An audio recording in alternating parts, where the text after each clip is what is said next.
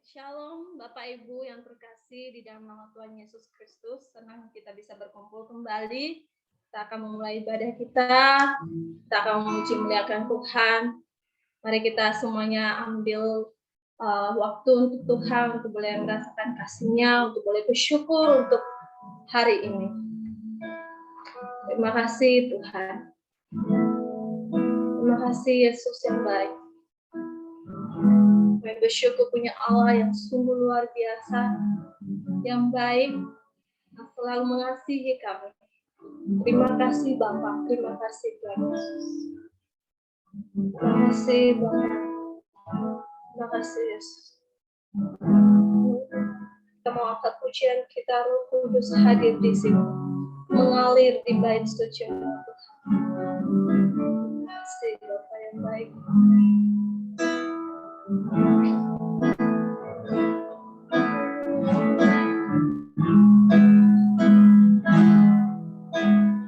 Roh Kudus hadir di sini, mengalir di bait suci. Perkara ajaib pun terjadi, kuasa mujizat nyata, karena Roh Allah sedang bekerja. Kali lagi Roh Kudus hadir di sini. Roh Kudus hadir di sini. Amin. Mengalir di bait suci, mengalir di bait suci. Perkara ajaib pun terjadi, kuasa mujizat nyata, karena Roh Allah sedang bekerja. Tiada yang mustahil, tiada yang mustahil, dan tiada yang sukar bila Roh Allah turut bekerja. Tiada yang mustahil bagi orang yang bila Roh Allah turut bekerja di antara kita. Roh Allah hadir di sini, mengalir di bait suci. Roh Kudus hadir di sini. Yesus mengalir di bait suci. Perkara ajaib terjadi, kuasa mujizat nyata, karena Roh Allah sedang bekerja. Tiada yang mustahil, dan tiada yang sukar bila Roh Allah turut bekerja. Tiada yang mustahil bagi orang percaya bila Roh Allah turut bekerja. Tiada yang mustahil, tiada yang mustahil, tiada yang sukar bila Roh Allah turut bekerja. Tiada yang mustahil bagi orang percaya bila Allah turut bekerja di antara kita. Tiada yang mustahil, tiada yang mustahil, dan tiada yang sukar bila Roh Allah turut bekerja. Tiada yang mustahil bagi orang percaya bila Roh Allah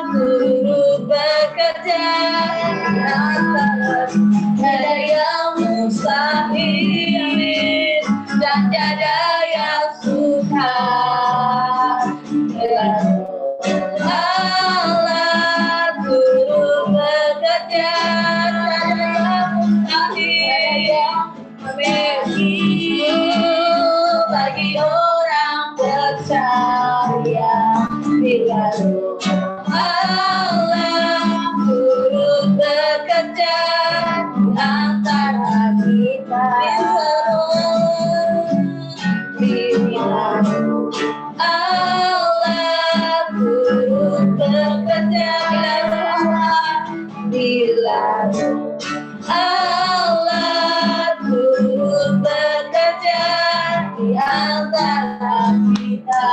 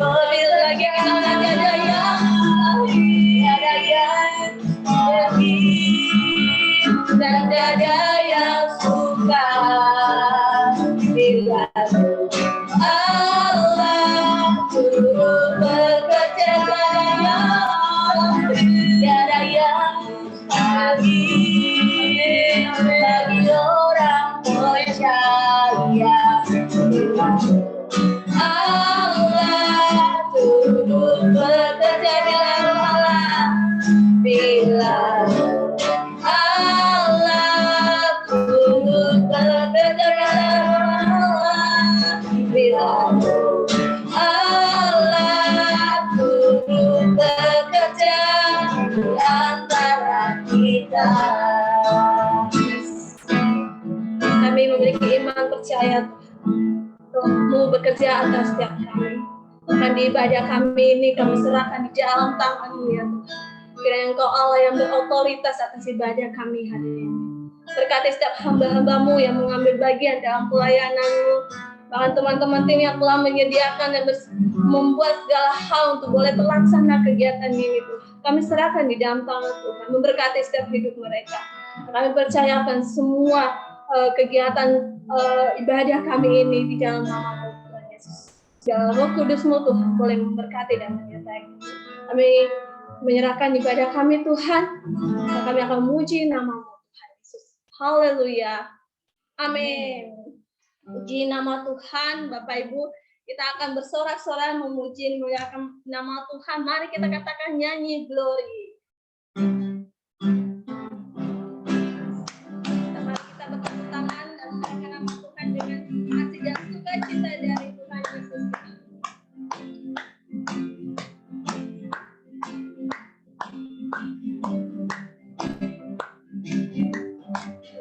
Glory, glory.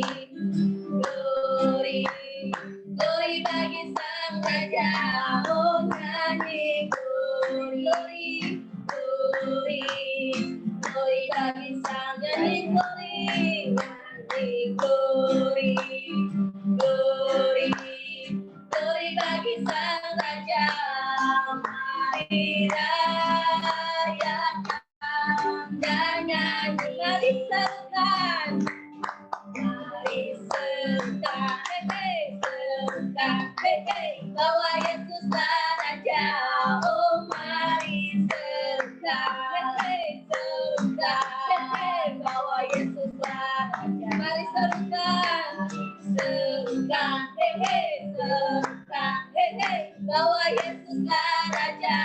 Mari rayakan dan nyanyi. Kita akan merasa bahagia. Kita akan merasa bahagia bila kita menyembahnya. Kita akan merasa sukacita bila kita semua nyanyi glory, glory, glory, glory bagi Sang Raja. Oh nyanyi glory, glory, glory bagi Sang Raja. Nyanyi glory, glory, glory bagi Sang Raja. Mari rayakan dan nyanyi. Kita akan puja ini nyanyi glory, nyanyi glory, glory, glory bagi Sang Raja. Oh nyanyi glory, glory, glory bagi Sang Raja. Nyanyi glory, glory, glory bagi Sang Raja. Mari rayakan dan katakan mari serukan.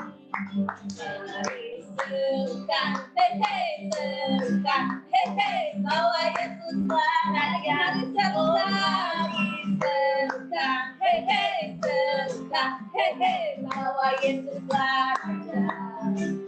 Mari serukan, serukan, bahwa Yesuslah Raja. Mari rayakan dan nyanyi. Kita akan merasa bahagia. Kita akan menyembahnya sampai bahagia. Bila kita menyembahnya, kita akan merasa sukacita. Bila kita semua nyanyi glory, glory, glory bagi Sang Raja. Oh nyanyi glory, glory, glory bagi Sang Raja. Nyanyi glory, glory, glory, glory bagi Sang Raja. Mari rayakan dan kita akan merasa bahagia. Kita akan merasa bahagia bila kita menyembahnya. Kita akan merasa sukacita bila kita semua nyanyi. Glory bagi Sang Raja. Oh nyanyi glory, glory, glory bagi Sang Raja. Nyanyi glory, glory, glory bagi Sang Raja. Mari rayakan dan nyanyi, rayakan dan nyanyi. Mari rayakan dan sekali lagi mari rayakan. Mari rayakan dan nyanyi. Dan kita boleh berbahagia dan bersuka cita karena kita adalah anak-anak yang memuliakan nama Tuhan. Baik Bapak Ibu, sebelum kita akan merenungkan kebenaran firman Tuhan, kita akan mendengarkan satu kesaksian dari pembina FC Celengan. Pada pembina FC Celengan kami beri waktu.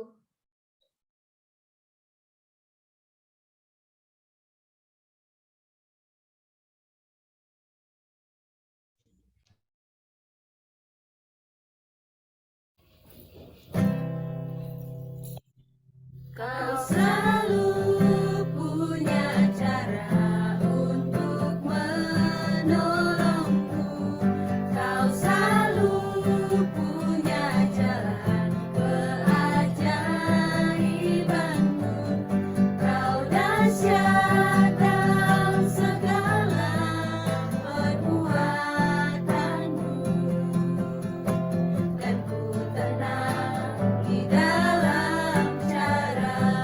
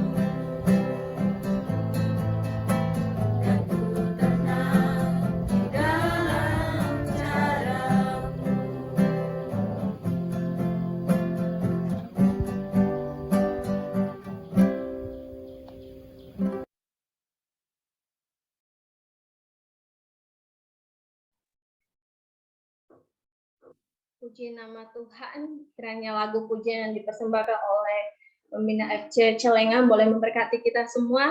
Kita akan mempersiapkan hati kita untuk boleh mendengar kebenaran firman Tuhan dari hambanya Pak Yunus. Biar kita mempersiapkan hati kita mau mendengar firman Tuhan. Terima kasih Yesus. Memang merenungkan kebenaran firman. Berkati dan berkati setiap kami. Berkati hati kami. Biar kami duduk diam di hadirat-Mu. Biar firman-Mu boleh tertanam di dalam hati kami. Dan kami menjadi pelaku-pelaku kebenaran firman-Mu ya Bapa. Terima kasih.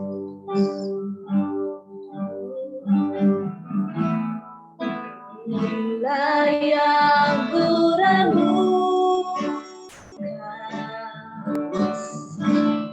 setiap waktu, nyanyian pujian dan pengagungan kepadamu.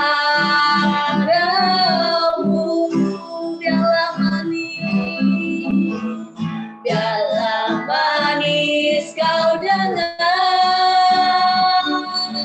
Tuhan, manis kau dengar Tuhan, dan hatiku bersuka kadang. Dalam pujian dia Tuhan, aku hendak bernyanyi Ya Tuhanku, aku hendak bernyanyi bagimu selama ku hidup. Ya Allahku, ya Allahku, aku hendak bernyanyi bagimu selagi ku ada. Inilah yang ku renungkan setiap waktu, nyanyian pujian dan pengagungan kepadamu. Biarlah manis, biarlah manis kau dengar Tuhan, manis kau dengar Tuhan, dan hatiku bersuka karena inilah yang ku dengar, inilah yang ku renungkan setiap waktunya yang hujan, nyanyian pujian dan pengagungan kepadamu.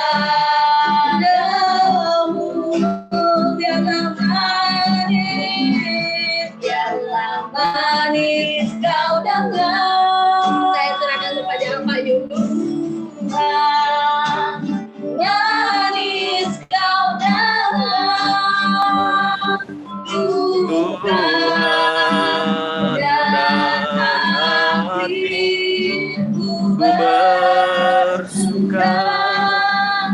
karena. Mari kita berdoa. Tuhan Allah Bapa kami di sorga, kami mengucap syukur, berterima kasih kepadamu ya Tuhan Yesus untuk setiap kesempatan yang Tuhan anugerahkan bagi kami sekalian. Engkau Allah kami yang hidup, Allah kami yang hebat, yang menyelamatkan kami, bahkan mengangkat kami, menjadikan kami anak-Mu, karena Engkau Allah yang setia di dalam hidup kami. Berkati di dalam ibadah kami hari ini, kami ingin belajar firman Tuhan di dalam beberapa menit ke depan. Beri kami hikmat, pengertian, kemampuan. Roh Kudus, Engkau menerjemahkan firman yang hidup kepada kami sekalian dengan bahasa yang sederhana, mudah kami mengerti. Selesai dari ibadah ini, kami mengerti, memahami apa menjadi tujuan Tuhan di dalam hidup ini. Dalam nama Tuhan Yesus, Juru Selamat kami yang hidup, kami berdoa dan siap belajar firman Tuhan. Haleluya. Amin. Shalom Bapak Ibu. Ya, puji nama Tuhan. Terima kasih buat waktu, kesempatan yang diberikan buat saya hari ini. Saya ingin diberikan kepercayaan untuk melayani. Saya mau share screen dulu.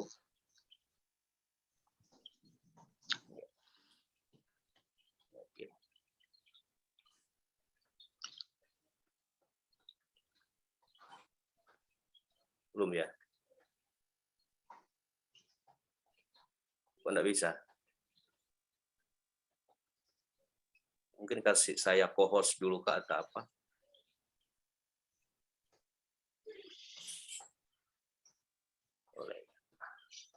Bisa dicoba, Pak. Oh ya, sudah.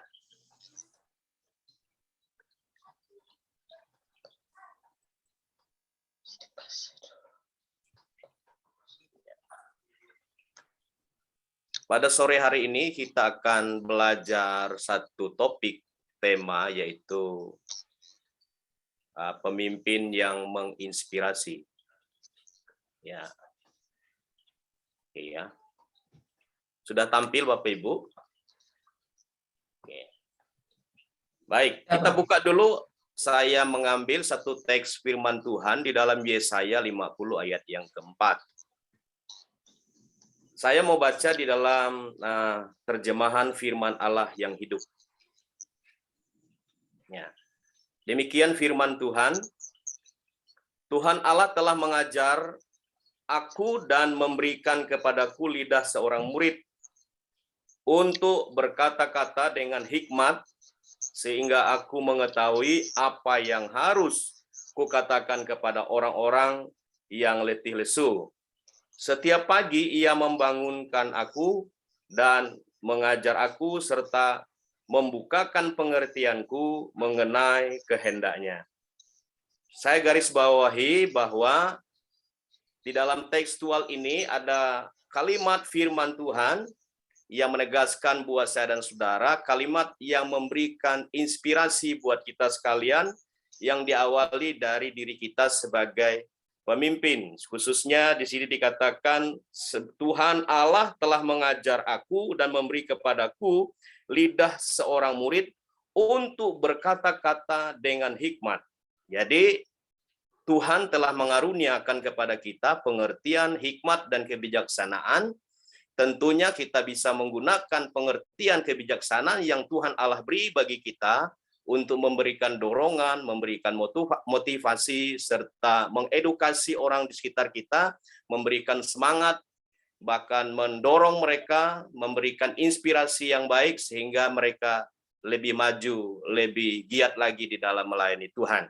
Baik, nah, berbicara tentang inspirasi sebenarnya, salah satu tugas seorang pemimpin kita belajar dari Pak Bambang tentang leadership moment itu adalah memberikan inspirasi bagi orang-orang di sekitarnya. Nah, jadi inspirasi itu tidak selalu berkaitan dengan mungkin pidato atau khotbah yang berapi-api.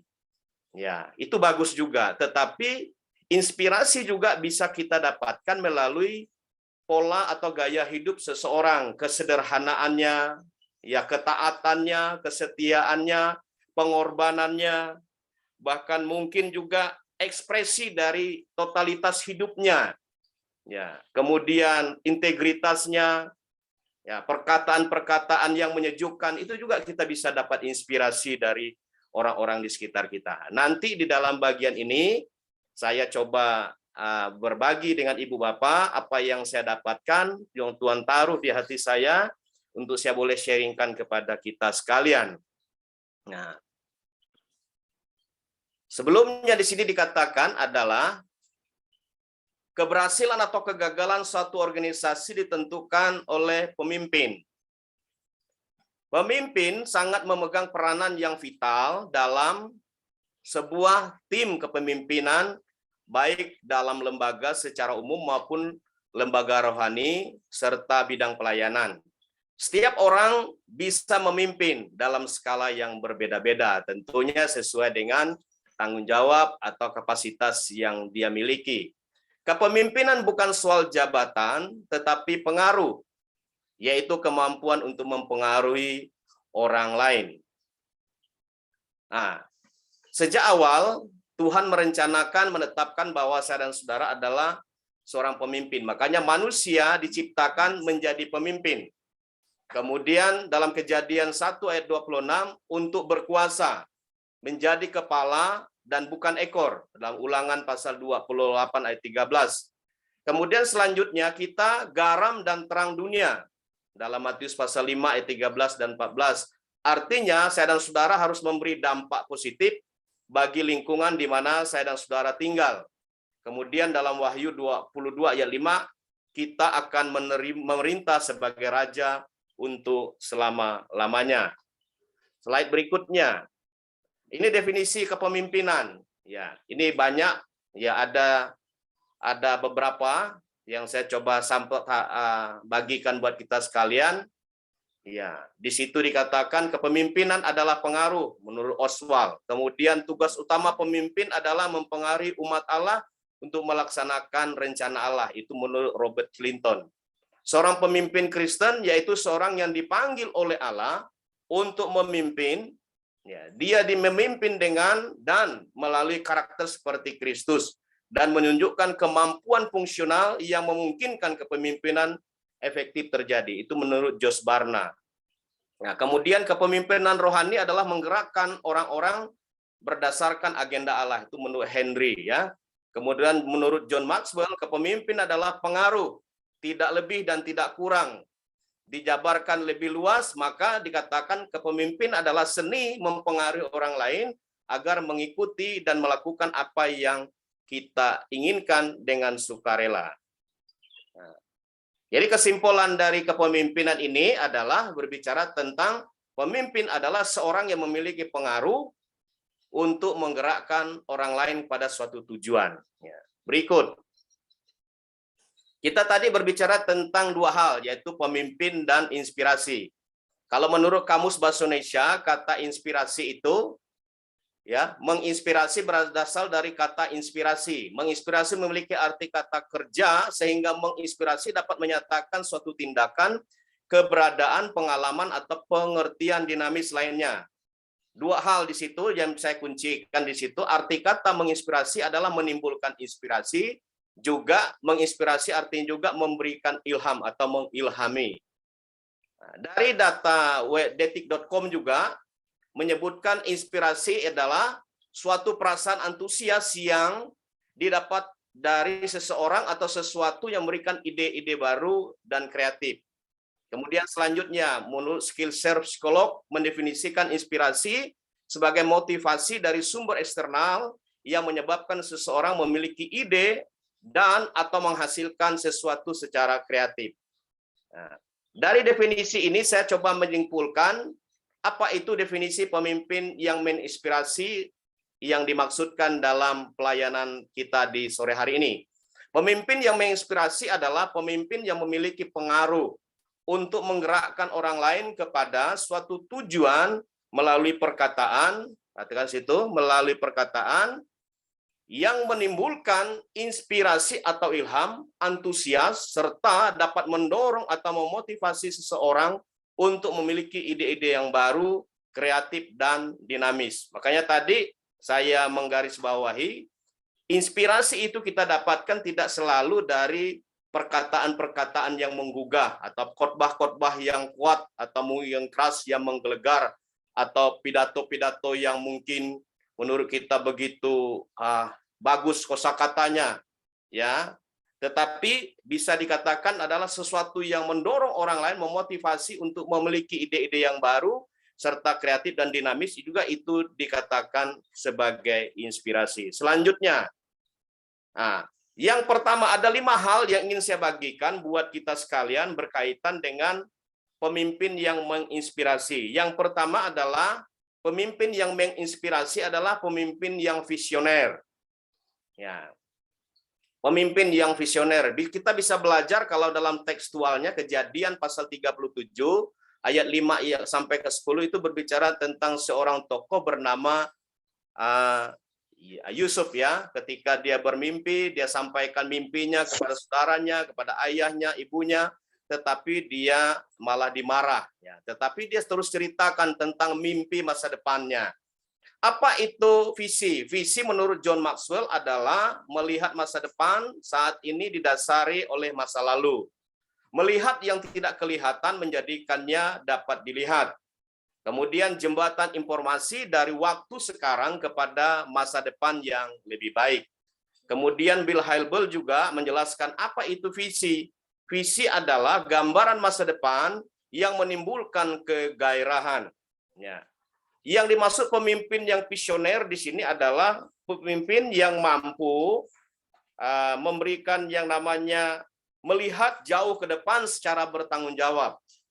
Kemudian berikutnya, jadi visi itu apa? Visi adalah sebuah gambaran pikiran yang jelas tentang hari esok yang lebih baik diberikan oleh Tuhan, yang menggerakkan seseorang untuk percaya bahwa hal itu bukan dapat dikerjakan, tapi harus dikerjakan. Garis bawahi, kalau kita memiliki visi, artinya kita harus mengerjakan, bukan hanya dapat dilihat saja, tetapi kita harus kerjakan apa yang jadi visi besar itu. Dengan demikian, pemimpin yang visioner adalah pemimpin yang mampu mengartikulasikan sebuah visi dengan sangat jelas, seolah-olah visi tersebut akan terjadi esok. Melalui kata-kata, tindakan, dan keyakinan, seorang pemimpin yang inspiratif mengetahui seperti apa masa depan yang menggerakkan yang mereka inginkan dan mampu menunjukkan kepada orang lain bagaimana caranya mewujudkannya. Kemudian, untuk benar-benar menjadi inspiratif, pemimpin harus tahu apa tujuan akhir yang ingin dicapai. Saya pernah membaca sebuah artikel tentang seorang pemimpin Amerika, Presiden Amerika yang bernama John F. Kennedy, ya, ketika dia menjabat sebagai Presiden Amerika pada waktu itu, dia bilang dalam 1 dekade ini kita harus berhasil mengirimkan orang manusia ke bulan di sana dan harus mengembalikan mereka juga ke bumi ini dengan selamat. Dan visi itu terwujud pada tanggal 22 Juli tahun 1969. Jadi dia bisa melihat bahwa manusia itu bisa mencapai bulan. Bagaimana caranya? Yaitulah dia memberikan visi, menaruh mimpi yang besar bahwa manusia bisa mencapai bulan, bahkan bisa kembali. Dan itu tercatat oleh Amerika sendiri, khususnya pada tanggal 20 Juli tahun 1969, dengan 2 orang astronot bernama Neil Armstrong dan Edwin Bush, ya. Dan itu pemimpin yang pertama yang inspiratif, memberikan menjadi seorang visioner. Biasanya visi itu hidupnya lebih lama dari orang yang mendapatkan visi. Jadi visi yang benar, visi yang hebat, yang jauh ke depan itu jauh lebih lama daripada orang yang menemukan visi itu. Kemudian yang kedua, pemimpin yang inspiratif yang saya catat di sini adalah pemimpin yang berintegritas. Menurut John Maxwell, integritas itu bermakna apa? Satu, integritas itu bermakna bisa yang namanya integritas membina kepercayaan, ya, mempunyai kepercayaan. Juga integritas itu juga berbicara. Kenapa itu penting? Punya pengaruh sangat tinggi bagi para pengikut, bagi orang-orang yang dipimpinnya. Kemudian integritas itu penting karena apa? Memiliki standar yang tinggi. Kemudian integritas itu penting karena apa? Menghasilkan reputasi yang kuat, bukan hanya pencitraan. Integritas itu penting berarti menghayati diri sendiri sebelum memimpin orang lain. Integritas membantu seorang pemimpin dipercaya bukan hanya pintar saja. Integritas adalah prestasi yang dicapai dengan susah payah. Ada di dalam 1 Timotius pasal 4 ayat yang ke-16 berkata, awasilah dirimu dan awasilah ajaranmu. Jadi seorang pemimpin yang berintegritas adalah pemimpin yang menyatu antara perkataan dan perbuatannya serta tindakannya. Seorang pemimpin yang menginspiratif tentunya dia memiliki yang namanya integritas. Di dalam integritas juga terkandung makna orang-orang yang dia dapat dipercaya, orang dapat diandalkan, ya, dapat dibanggakan karena ada sikap jujur di sana. Kemudian orang yang bertanggung jawab. Selanjutnya integritas itu apa? Menurut konteks 1 Timotius pasal 3 ayat 1 sampai yang ke-13. Secara sosial, pemimpin rohani yang berintegritas itu adalah tak bercacat, mempunyai nama baik di luar jemaat, dan dia adalah orang terhormat. Yang kedua, secara moral, dia suami dari satu istri, dapat menahan diri, bukan peminum atau penggemar anggur. Yang ketiga, secara mental, dia adalah pribadi yang bijaksana, sopan, dan cakap untuk mengajar.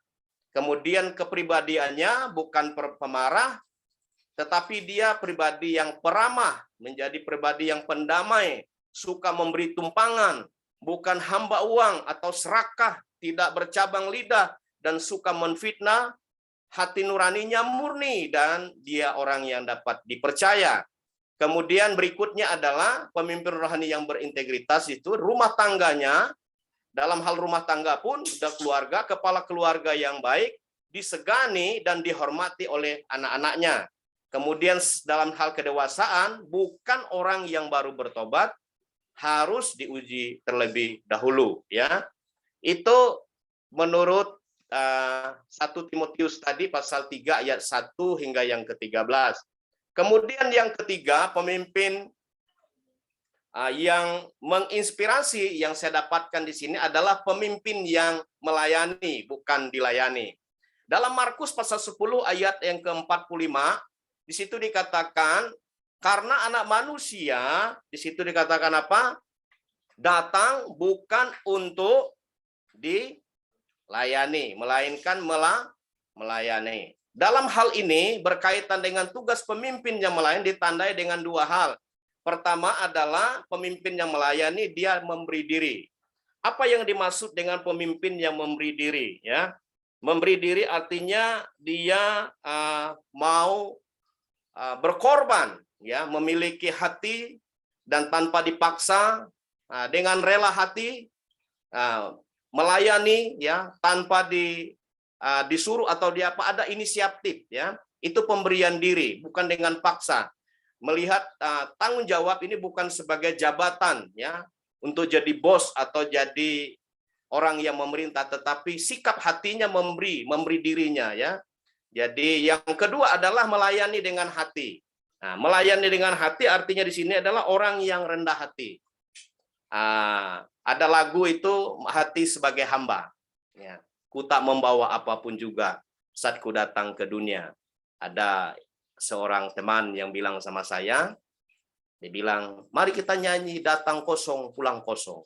Apa itu? Bingung ini.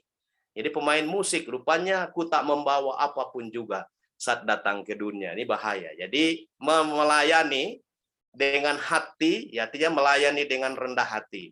Jadi pemimpin yang melayani artinya dia memberi dirinya, kemudian dia melayan dengan hati, dengan sepenuh hati, dengan rendah hati.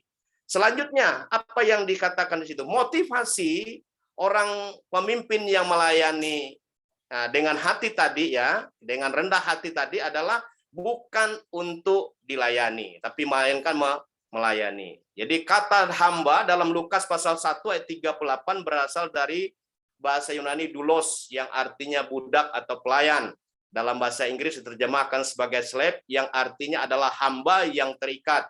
Pengertian tersebut menunjukkan seseorang yang mengabdikan dirinya dan telah menyerahkan hak hidupnya kepada tuannya karena telah dibeli atau ditebus. Hamba hanya melayani dan melakukan pekerjaan yang diperintahkan oleh tuannya secara bertanggung jawab. Nah, itu motivasi dalam melayani, pemimpin yang melayani. Kemudian sikapnya dalam melayani sebagai berikut. Ya. Yang pertama, sikap ia dalam melayani adalah melayan orang-orang yang dipimpinnya. Kemudian mendengarkan orang-orang yang dipimpinnya. Kemudian yang ketiga adalah menerima orang yang dipimpinnya.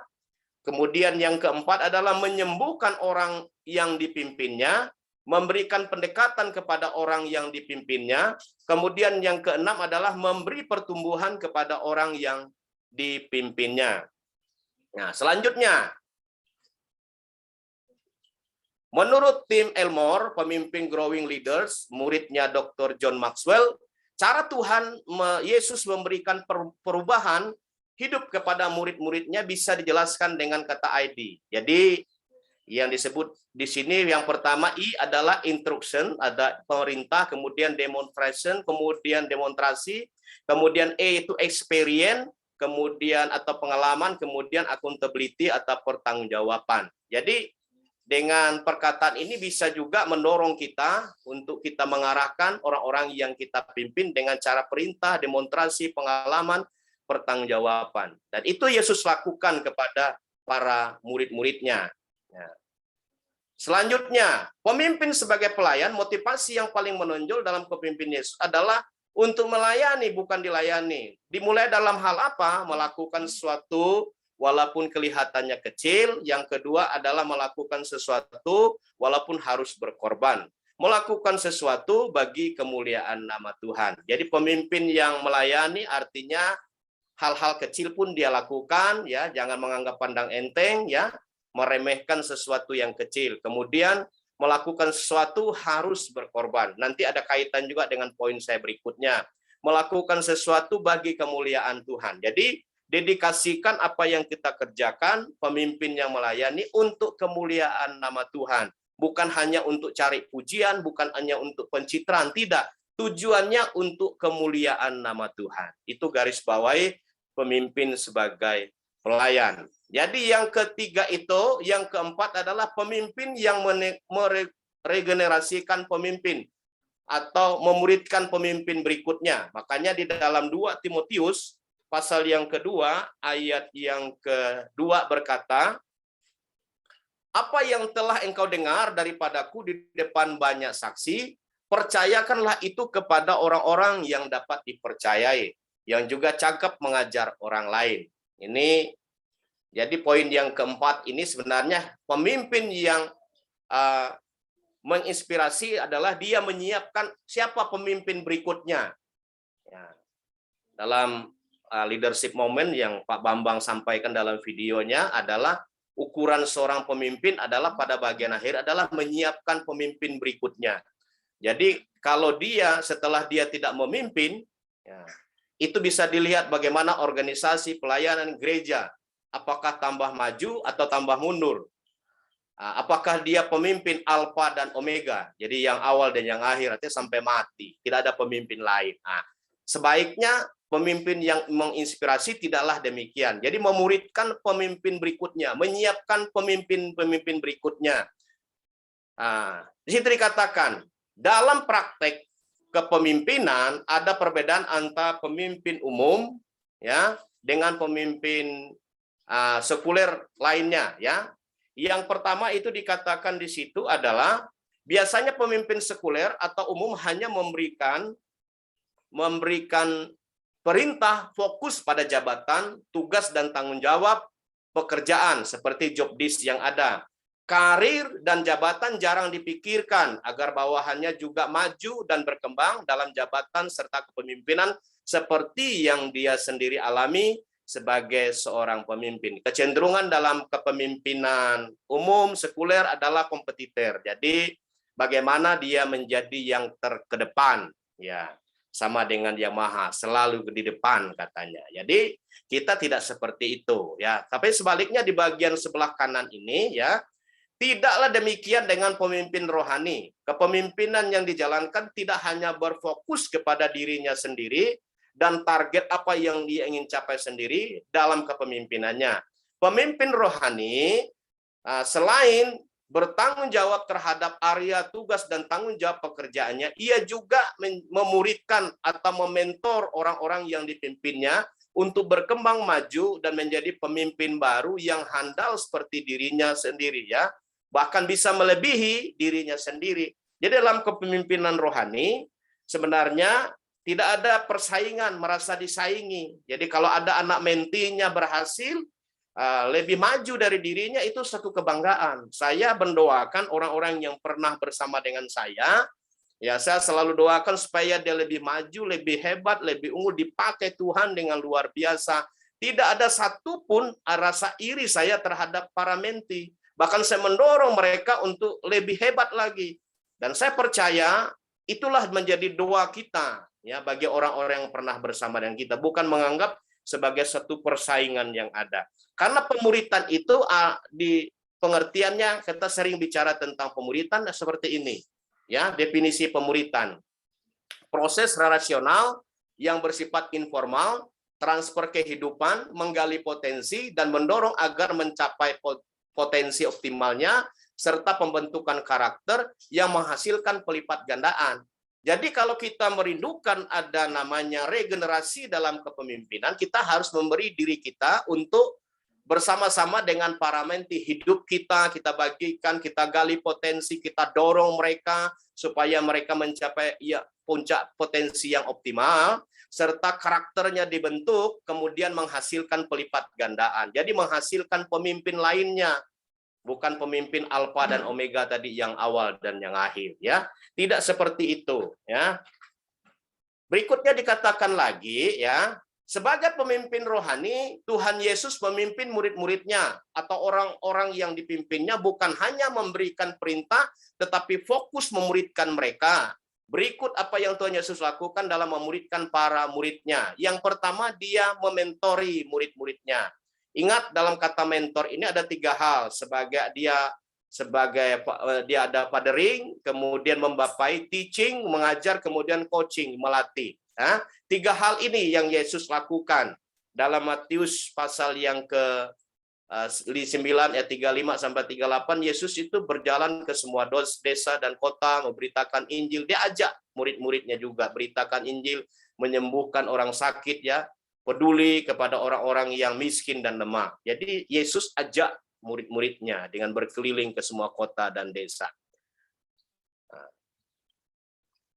Mentor memiliki makna secara rohani yang berkaitan dengan pemimpinan dalam sebuah proses mentoring atau pemuritan. Jadi akronim dari kata mentor yang saya ambil dari sumber dari beberapa buku, yang artinya M artinya membapai, E edukatif, N nasihat, T teladan, O orisinil, L relasi. Jadi seorang mentor dia menjadi bapak, ya, pembapak. Kemudian dia mengajarkan juga, memberi nasihat, memberi teladan.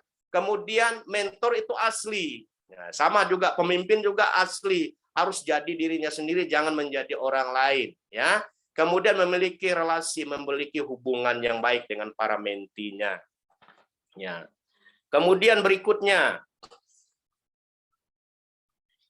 sebagai seorang mentor, Tuhan Yesus melakukan impact kepada para murid-muridnya. Apa impact yang dimaksud? I, impartasi, M itu masukan, P pengawasan, A asosiasi atau perkumpulan, kemudian C contoh, T transformasi. Nah, ketika saya membaca ini menarik sekali. Mestinya kita juga sebagai seorang pemimpin, kita juga harus memberikan impact tadi, karena kita menginspirasi orang-orang di sekitar kita. Kita impartasi, kita juga memberikan masukan, memberikan pengawasan, kemudian ada asosiasi persekutuan, memberikan contoh teladan yang baik, kemudian transformasi ke arah yang lebih baik. Ya, itu adalah doa kita supaya apa? Melahirkan pemimpin-pemimpin unggul, pemimpin-pemimpin hebat, ya, pemimpin-pemimpin yang menginspirasi orang lain. Ya. Tuhan Yesus memimpin dengan membina hubungan yang baik dan positif bersama dengan orang-orang yang dipimpinnya, khususnya para muridnya pada waktu itu. Ia tinggal dan melayani bersama murid-muridnya, makan dan minum, bersekutu atau berfellowship bersama dengan murid-muridnya. Seorang pemimpin rohani tidak hanya memberikan instruksi dan tugas kerja, tapi ia juga menyediakan waktu untuk bergaul dan menyelami kondisi orang yang dipimpinnya, menyemangati mereka dan memberikan mereka apresiasi atas kinerja yang baik yang telah mereka capai. Karena tujuan kita adalah meregenerasikan ke pemimpin berikutnya, supaya lahir pemimpin-pemimpin yang kita doakan, yang unggul, yang hebat, yang takut akan Tuhan, ya, menjadi pengubah-pengubah dunia ini, ya. Oleh karena itu perbedaan kepemimpinan sebagai seorang bos, ya, pemimpin biasa dengan kepemimpinan seorang mentor atau pemimpin rohani di sini, ya. Seorang bos itu begini, ya. Bos itu memanfaatkan atau memperdayakan orang yang dipimpinnya, menggunakan jabatannya untuk sesuatu kepentingan untuk dirinya sendiri. Sementara mentor tidak demikian, memberdayakan orang yang dipimpinnya. Kalau bos bergantung kepada otoritas, kalau mentor bergantung pada hubungan, maka relasi tadi, ya. Yang ketiga, menimbulkan tekanan kerja. Ya, karena bos diperintah, ditekan, diintimidasi, ya, diancam dan sebagainya, ada tekanan-tekanan. Tapi seorang mentor, pemimpin rohani menimbulkan antusias atas semangat kerja karena ada hubungan yang baik tadi, ya. Kemudian bos itu hanya memberikan tugas, kerjakan ini, kerjakan itu, ya, dikumpul jam sekian. Ya, kalau tidak ini ada konsekuensi. Tetapi pemimpin rohani sebagai mentor memberikan bimbingan atas tugas yang diberikan. Jadi kita memang dibimbing dari tidak tahu sampai dia menjadi tahu, tidak mengerti sampai dia mengerti. Kemudian seorang bos berikutnya memberikan perintah kerja, ya. Sementara mentor melakukan pekerjaan bersama-sama. Jadi dikerjakan secara bersama-sama. Kemudian seorang bos memberikan komplain atau keluhan, sementara seorang mentor memberikan evaluasi dan masukan. Saya berdoa kita bukanlah pemimpin seperti bos. Saya dan saudara adalah pemimpin rohani, pemimpin yang menjadi mentor yang baik bagi para menti-menti, sehingga apa yang menjadi kerinduan kita lahir pemimpin-pemimpin yang hebat dan ya produktif serta dinamis. Dalam kaitan kepemimpinan tersebut, yang membina hubungan dengan baik dengan orang-orang yang dipimpinnya. Tuhan Yesus juga memberikan kepedulian atau care kepada murid-muridnya. Apa kepanjangan dari care itu? Communication, ada komunikasi yang baik, ya, kemudian attention, perhatian, kemudian ada relation, ada hubungan, kemudian ada emotion, hubungan emosional. Saya percaya pemimpin rohani yang baik, yang tadi itu bukan seperti bos, ini yang harus kita kerjakan, kita terapkan adalah model Yesus ini. Ada komunikasi, ada perhatian, ada hubungan, ikatan emosi yang baik, ya, antara menti dan mentornya, ya. Sehingga tidak ada istilahnya kita itu merasa tersaingi dengan orang-orang yang ada di sekitar kita, ya. Bahkan kita rindu dia lebih maju tadi, ya, dari apa yang kita punyai, dari diri kita sendiri. Nah, dengan demikian dalam kepemimpinan rohani dalam bidang pelayanan apapun, baik di gereja lokal ataupun organisasi pelayanan, para pemimpin rohani harus meniru model kepemimpinan Tuhan Yesus. Ya. Selama kurun waktu jabatan yang dimilikinya, dalam memimpin ia selalu menyediakan waktu dan berupaya untuk membangkitkan para pemimpin baru yang dihasilkan dari orang-orang yang dia pimpin. Bukankah ini menjadi doa kita di pesat ini, ya?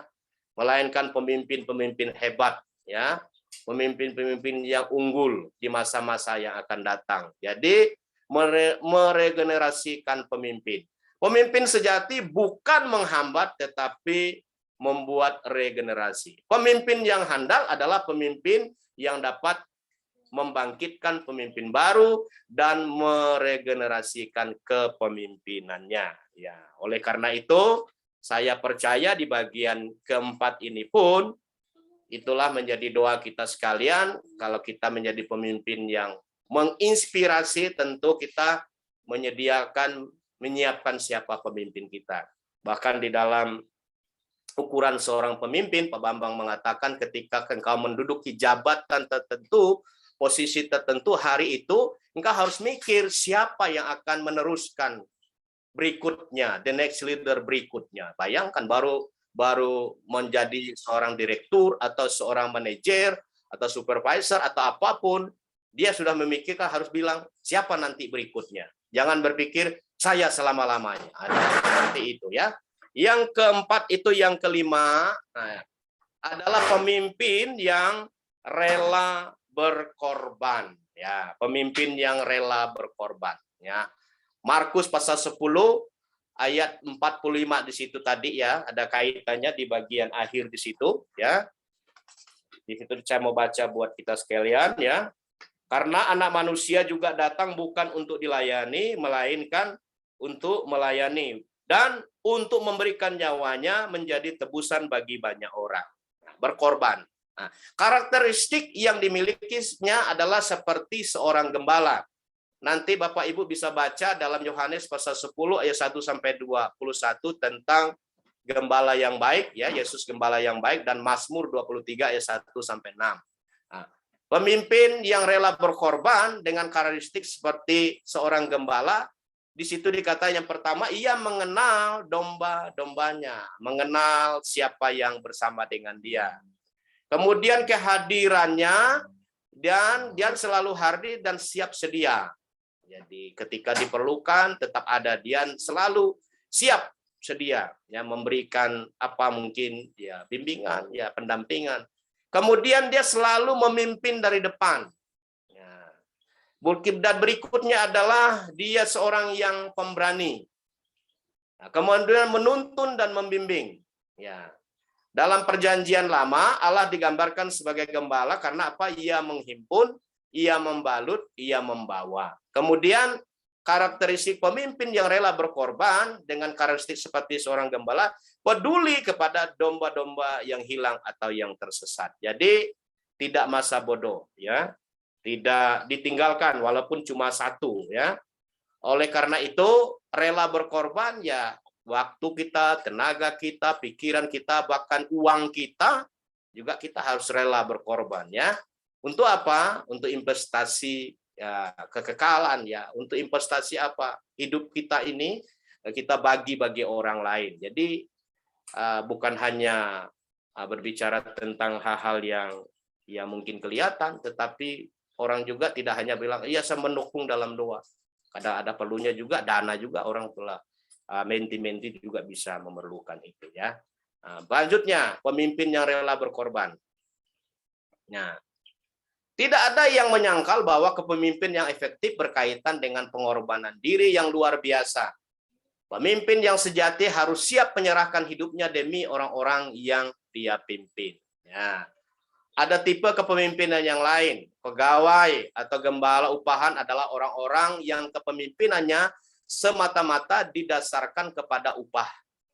Ia melakukan pekerjaannya hanya untuk apa yang dapat ia peroleh darinya. Itu tipe kepemimpinan yang rela berkorban, tidak seperti upahan ini.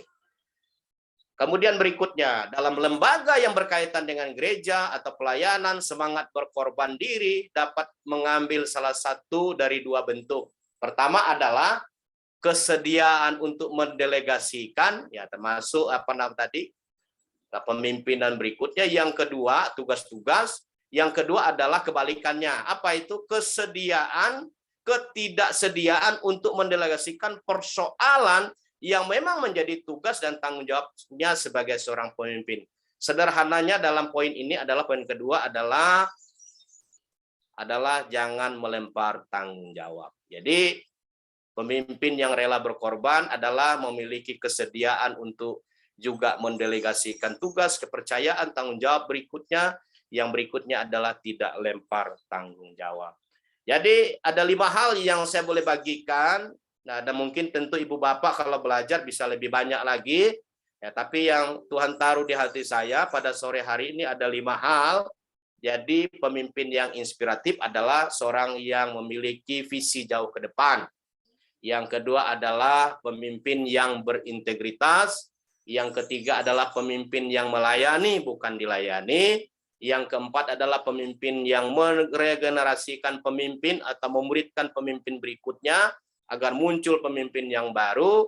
Yang kelima adalah pemimpin yang rela berkorban. Kiranya firman Tuhan, pelajaran kita hari ini dapat menguatkan kita. Mari kita sama-sama berjalan bersama-sama untuk menginspirasi sesuatu yang baik bagi orang-orang di sekitar kita. Tuhan Yesus memberkati. Sudah. Saya serahkan ke itu. Stop screen. Silakan. Baik, terima kasih untuk firman Tuhan yang disampaikan kepada Pak Yunus. Kita akan menutup firman Tuhan dalam doa. Tuhan Yesus, kami ucap syukur buat firman Tuhan. Biarlah kami menjadi orang-orang yang menginspirasi orang lain lewat kepemimpinan kami. Apa yang kami kerjakan saat ini, yang teman-teman yang ada di lapangan, bahwa apapun bagian kami masing-masing, biarlah kami menjadi pemimpin-pemimpin yang menginspirasi sehingga kami boleh menjadi berkat dimanapun kami berada. Terima kasih memberkati Pak Yunus yang telah menyampaikan firman-Mu, berkat-Mu melimpah atas setiap hamba-Mu dan pelayanannya, keluarganya, bahkan apa menjadi doanya sekarang. Tuhan diberkati Tuhan, dan Tuhan sanggup melakukan hal yang besar dalam kehidupan hamba-Mu ini. Terima kasih Tuhan. Kami berdoa dan ucap syukur. Amin. Baik, kita akan mendengarkan pengumuman sebelum kita menutup ibadah kita. Dari kami berikan waktu kepada Bu Min untuk beri pengumuman. Ya, baik, shalom buat kita semua. Saya dari bagian mobilisasi doa mengumumkan buat kita seluruh pesat ya, dari Sumatera sampai tanah Papua secara nasional kita akan melaksanakan puasa 3 hari penuh yang akan dilaksanakan mulai di tanggal 2 sampai tanggal 4. Jadi Jumat, Sabtu, Minggu pada bulan Desember. Mulai tanggal 2 Desember sampai tanggal 4 Desember. Nah, mari kita semua bisa ambil bagian mengingat keadaan ke depan, ya tahun depan, tahun yang tidak tentu, banyak pemimpin negara katakan tahun yang gelap, dan justru disitulah kita gereja Tuhan, hamba-hamba Tuhan bercahaya. Dan untuk sampai ke sana, kita harus mempersiapkan diri lebih lagi. Terakhir dari pembicara tadi, pemimpin yang berkorban.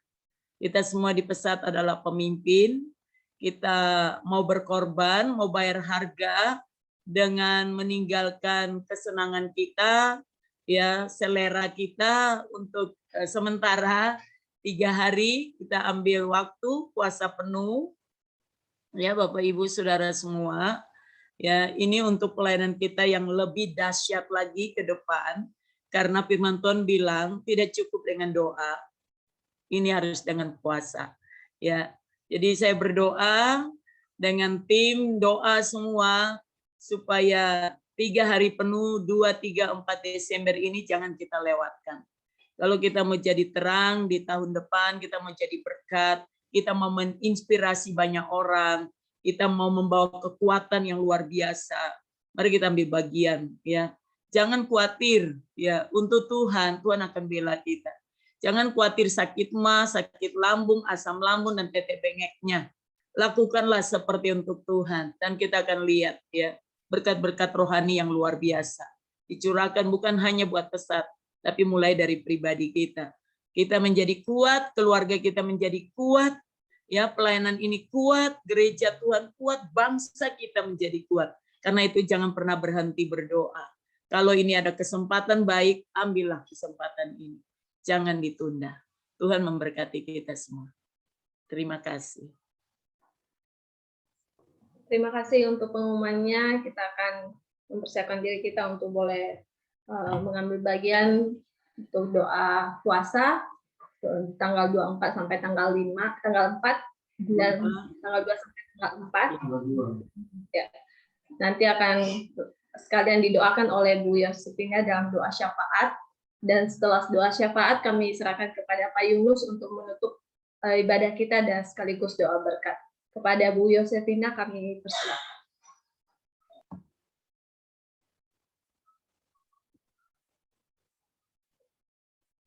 Oke.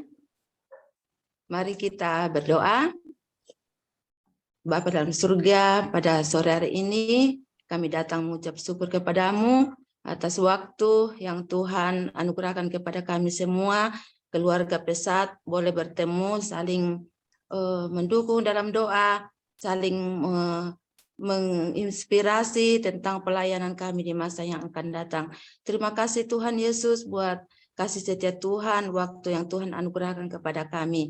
Kami bersyukur biarlah setiap puji-pujian yang kami naikkan boleh berbaharum di hadapan-Mu, dan juga firman-Mu yang kami sudah dengarkan membawa kami Tuhan untuk semakin setia di dalam pelayanan yang Tuhan percayakan kepada kami, menjadi saksi, menjadi alat-Mu Tuhan di tangan-Mu lewat perkataan kami, tingkah laku kami Tuhan. Biarlah kami boleh menjadi berkat di setiap pelayanan di mana kami berada. Berkati hamba-Mu yang sudah memberitakan firman-Mu pada sore hari ini. Pak Yunus, Tuhan memberkati dalam pelayanan selanjutnya.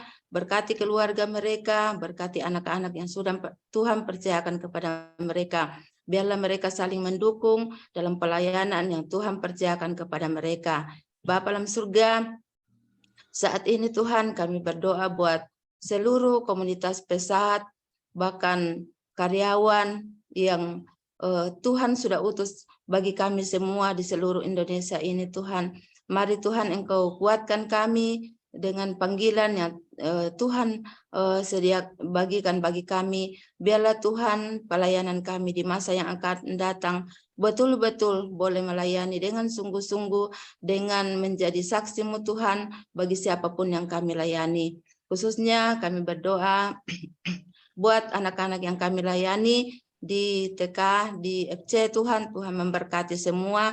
Biarlah lewat pelayanan kami, mereka boleh berubah menjadi anak yang baik, anak yang mengasihi Tuhan, mengasihi keluarga dalam kehidupan mereka. Bapa dalam surga, kami juga berdoa buat setiap kepala sekolah, guru-guru, dan semua karyawan. Biarlah kami saling mendukung dalam pelayanan di setiap tempat di mana Tuhan tempatkan kami. Saling mendukung dalam pelayanan yang Tuhan sudah percayakan kepada kami, ya Tuhan. Bapa dalam surga, kami juga berdoa buat supervisor yang memimpin kami di setiap wilayah.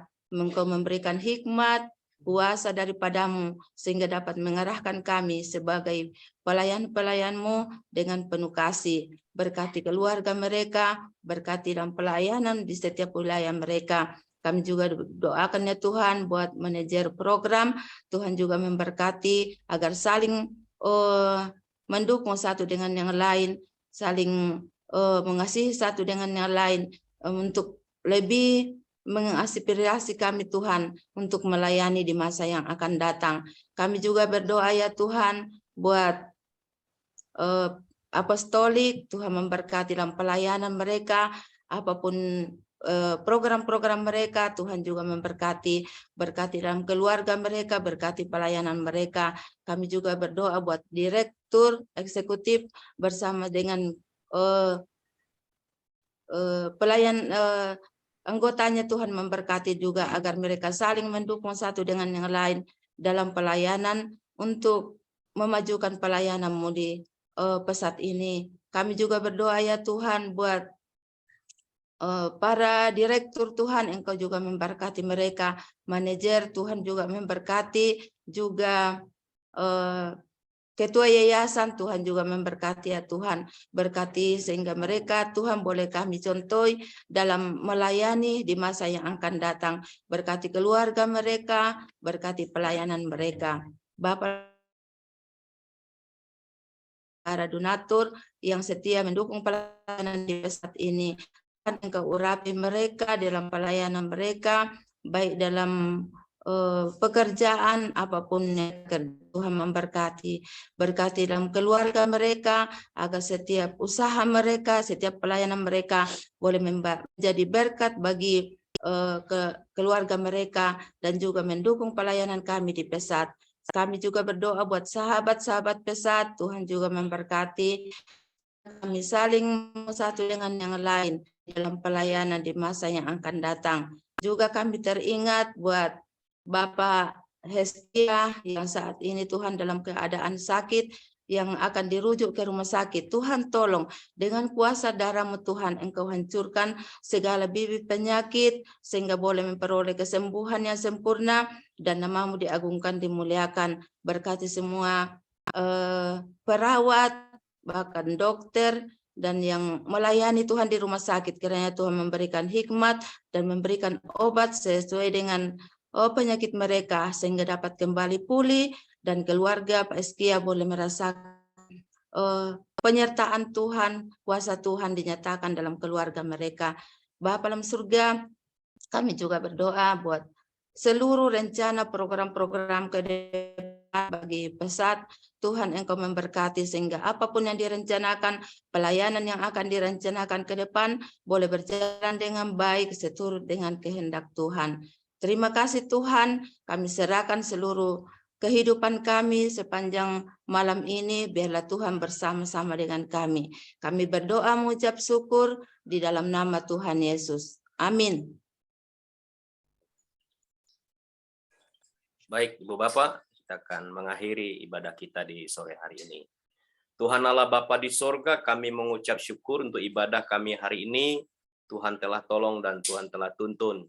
Kami terus bawa doa untuk rencana 2 puasa 3 hari di bulan Desember yang akan datang. Tuhan memberkati rencana ini, persiapkan hati kami, pikiran kami, bahkan tubuh kami, untuk kami minta sesuatu yang hebat, dahsyat daripada Tuhan, untuk pekerjaan-Mu mengalami kemajuan, banyak jiwa dimenangkan bagi Tuhan.